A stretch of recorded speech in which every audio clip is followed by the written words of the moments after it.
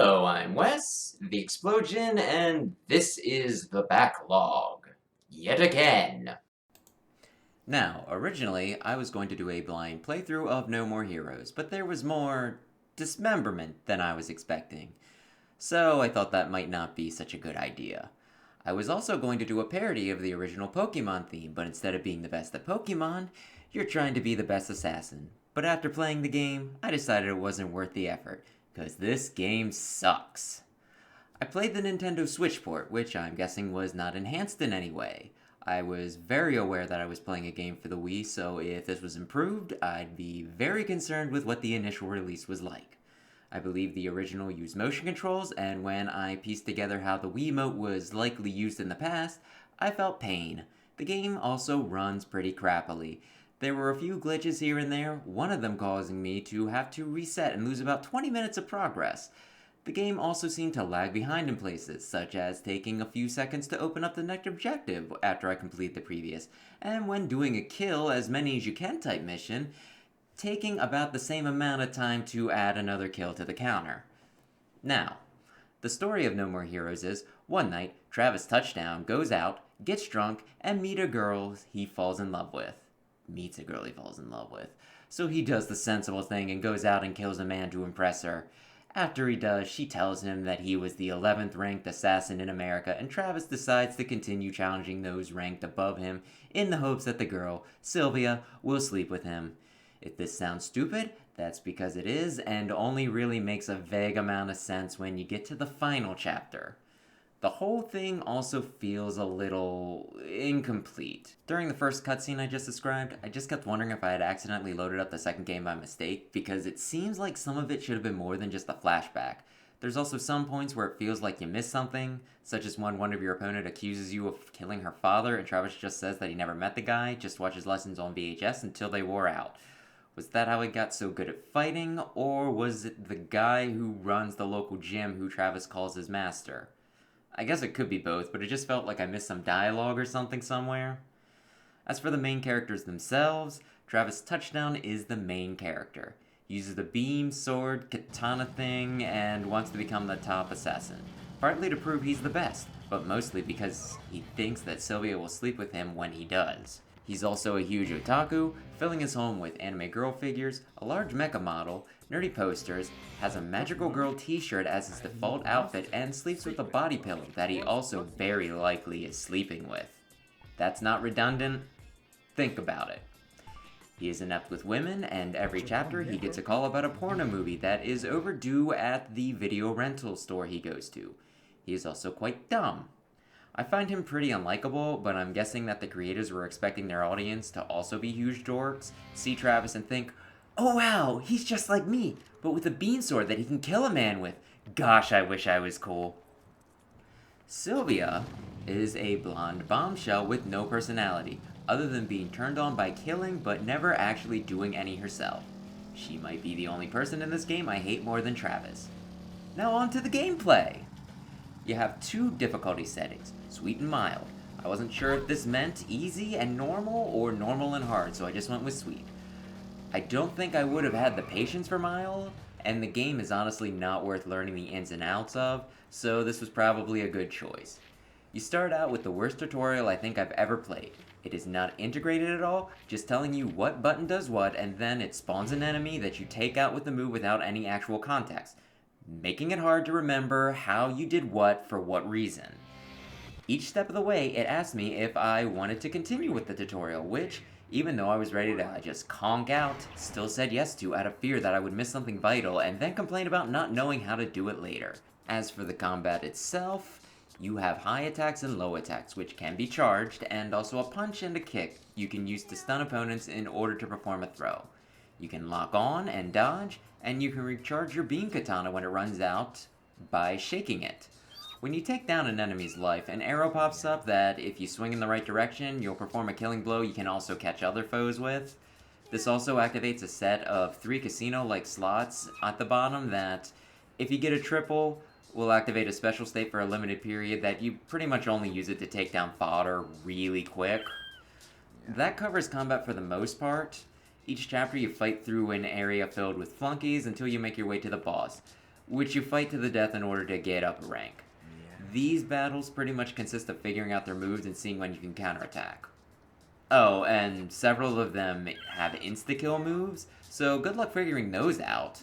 Otherwise, no matter how well you were doing up until then, you'll have to do the whole fight over again. Once I thought I had activated a cutscene, so I shifted my attention away for a few seconds and died when I missed the button prompt. Another time, a boss fell down and started crying, which it did seem like an obvious track, but I kinda had to be sure, so I died in order to find out what was going on. Then I died to the same attack the next round when it was activated when I was in the middle of doing a combo, which I didn't seem to be able to cancel out of. Oh boy. So, after you rank up, you go back home and the world opens up, by which I mean town. You live in a motel in the town of Santa Destroy. You travel around town and do things like buy clothes, train to increase your stats, or upgrade your equipment. You can also take odd jobs to make money, which you'll need in order to pay the entrance fee for the next fight. Once you do your odd job, a new non-story related assassin mission will become available at a different job agency. You can replay the jobs as much as you want in order to get the funds you need, though the assassin jobs do tend to pay better. Also, some of the assassin jobs require you to kill a bunch of enemies with a specific technique, which struck me as a really good tutorial setup, which is frustrating considering what I actually got. All of this creates a really strange gameplay loop where you can go from killing a bunch of hired muscle, fighting the boss to the death, then you mow lawns or find cats, and then you kill random hooligans, and you do this over and over again. I guess this is another part of the game relying on the lol random aspect to charm its player base, but it really just struck me as a waste of time. When I'm playing a hack and slash, it can be a little weird when it stops being a hack and slash. More than that though is the town itself, which you can walk or ride around on your ridiculously large motorbike thing to transverse. That feels like it would have been better off as a simple menu system. Pick where you want to go and boom, you're there. At the very least, I feel like fast travel should have been an option for locations you previously visited. If I had to hazard a guess, I'd say that maybe there might have been a fascination with the personal vehicle mindset we have in America. In most other places, public transportation is good enough that you don't need a car, and such a thing is more of a luxury, so maybe the idea of the freedom of movement that we have, where we can just go wherever we want, whenever we want, was too appealing to not include in a game set in America. Personally, though, I hate driving, and I really hated having to do it here, where I just wanted to progress. Honestly, this game took me like 10 hours to beat, and I feel like it could have taken, half that time if they got up some of the rigmarole. Jeez. Near the end of the game, a mission opened up that was a 30-second drive from the job office. So I just did that again and again to grind up the money I needed. Once you have enough money, you deposit your fat wad of cash into an ATM, which I think you can do, but I'm not sure if it was really all that prevalent or available at all in the time of VHS tapes, There's a few other gameplay elements worth noting, such as when you recharge your beam saver, you do it by shaking it up and down, which makes it look like you're JOing. I'd say that if motion is enough to charge it up, just swing it around and that should be good enough, but then I guess we miss out on that hilarious visual. To save, you need to find a toilet and take a wicked dump. A quick save option for when you're not in the middle of a mission probably would have been better, and it would have also saved me from that glitch I mentioned earlier where I lost 20 minutes, but that wouldn't have been as funny. Then your life is signified by a pixelated heart in the top left, which makes sense in the beginning because as you lose pixels when you take hits, it's visually there, but as you add HP, you get a second smaller heart in the middle of that heart, which changes color as you take damage. This makes it very hard to tell where on your life meter you are, and there was probably a better way to show this, but it looks neat, right? All of this seems like style over substance, which is fine sometimes, but it made this game more of a pain to get through than it needed to be. It probably ties back into the game being an edgy, dark, irreverent piece, which is probably why this game has a fan base. That said, before every boss battle, when I got a call from Sylvia and I was forced to walk super slowly towards where I wanted to go, as she gave me the same damn speech telling me what rank was ahead, how hell would await me if I lost, what percentage she was sure that I would die, to use my force, which was a clever but not copyright violating Star Wars reference, and to enter the Garden of Madness, I just got the impression of that one guy who uses the same joke that was only funny once, over and over again, and proudly refers to himself as quirky, thinking he's a lot more interesting and clever than he really is. And that's pretty much what this game is: a pretentious, self important slice of immaturity and violence being packaged for 15-year-olds. And you know what? That's fine. I think if I was half the age I am now, I would find this game funny and a good time. I imagine most of the love for this series come from people who did play this game when they were just the right age and love it for that sense of nostalgia. There's a lot of stuff that I liked when I was younger that I'm sure you could criticize up and down, like Power Rangers. And I would defend that to the death as a great work of art. So, I mean, if you're young or just like this sort of humor, I'd say play it immediately before you grow out of it.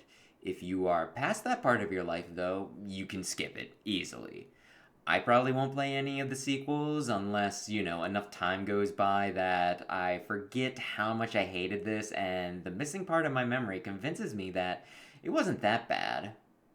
Oh, and I'm pretty sure this game is what someone who really likes American entertainment but knows nothing about America thinks that America is like. And with all that said, I still do have one glaring problem with this that I just can't ignore. Now, you might be asking yourself, did he really make a me sword fighter of Travis Touchdown, name it Dip Crap because dipshit wouldn't fly in a Nintendo game, and then set it to level 1 so he could beat the shit out of it, and yes, I absolutely did. I buy every piece of Smash DLC, and therapy is about the only use I'll ever get out of this one. My beef is that people wanted Travis in Smash. I'm not sure how many did, but I do remember some people being upset that he got a Mii costume because that somehow deconfirmed him, because, that's why Mario and Luigi were never added, right? Because they got Mii costumes? My problem with this is twofold. First, every time a sword fighter is announced, a lot of people complain because of how many swords are already in the game, but as soon as it's a character they like, it's fine. Like, how are you gonna bitch about Byleth, who has a sword that is also a whip, on top of having a bow, lance, and axe? And then celebrate them adding Sephiroth like it's the end of frickin' World War II. Jeez, at least have the decency to stick to your guns. Of course, this doesn't necessarily apply to those asking for Travis. I haven't talked to them, and I might be strawmanning a bit. So, okay, I'll just come out and say it. I don't think he's a good character.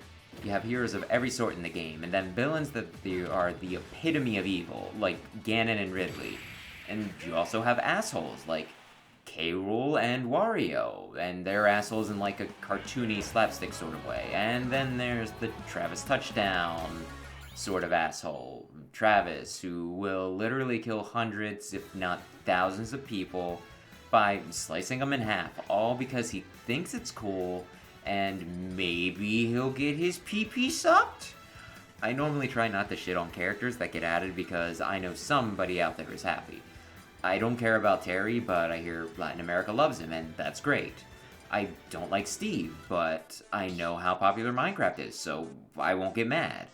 But I just really, really, really hate Travis Touchdown and don't want him anywhere near what I consider this sacred piece of media.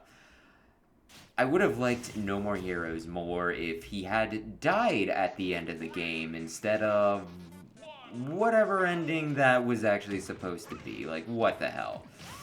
Anyway, I'm considering doing a top 10 characters to add to Smash video in order to try and game the algorithm, but with Travis, I think I could do a top 5 now for no way in hell do not add these to Smash characters. But, I mean, does that sound fun? Like, should I do it? Please tell me, although I might just decide to do it regardless. end of the day, you don't get to complain about them putting Min Min in Smash and then still demand some homicidal, big dumb idiot gets added to the game. Like, you shouldn't be in any media that people consume. No, no, no, no, no, no, no, no. Anyway, I finished the second volume of No Game, No Life, and they still did some very questionable things that made me uncomfortable, but not to the level the first volume did. But I feel like I'm lowering my standards if I say that made it much, if at all, better. I don't know. I might, just out of curiosity, get around to reading after that, but I might give myself more of a breather in between. So, another week, another game, another book, and I'm also updating my setup a little bit, so making all sorts of progress in all sorts of ways. I also am taking the next week off from work, so I'll hopefully be able to get even more games done this week. But we'll see. Either way, if you made it this far, thanks for watching. Maybe subscribe if this sort of thing interests you, and I am so sorry to all the No More Hero fans and Travis Touchdown stans, but I just can't lie. I can't lie about this sort of thing, not at least without a decent bit of money finding its way into my hands. Please forgive me, and I respect the fact that you like it. And yeah, see you next week.